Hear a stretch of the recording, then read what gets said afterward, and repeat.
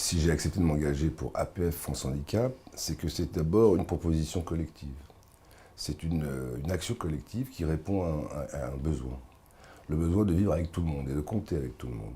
On apprend beaucoup on comprend mieux la société qui nous arrive quand on vit avec tout le monde. Quelques exemples. Où passe un fauteuil roulant, passera une dame avec un landau. C'est le plus grand des communs dénominateurs qui nous intéresse. Et c'est pas moi, c'est pas je, c'est l'intelligence collective des gens pour les autres.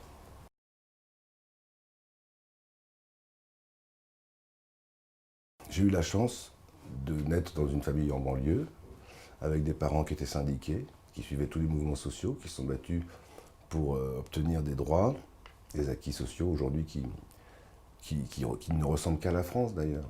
C'est devenu un besoin, un équilibre, que d'être en mouvement pour aller vers les gens. Si j'ai fait mon métier, c'est pour aimer les gens. J'utilise mon métier aujourd'hui pour leur dire et pour essayer de faire quelque chose off, mais au quotidien, avec une idée et une perspective, une profondeur de champ. On a toujours tendance à se méfier des effets d'annonce et on a raison. Ce qui compte, c'est les résultats. Les résultats, c'est pas moi qui les obtiens. Les gens qui sont en situation de handicap ou qui souffrent de discrimination connaissent l'outil pour rentrer dans la société. Il suffit de les écouter, ils ont beaucoup d'imagination. Ils sont un petit peu en avance sur la société.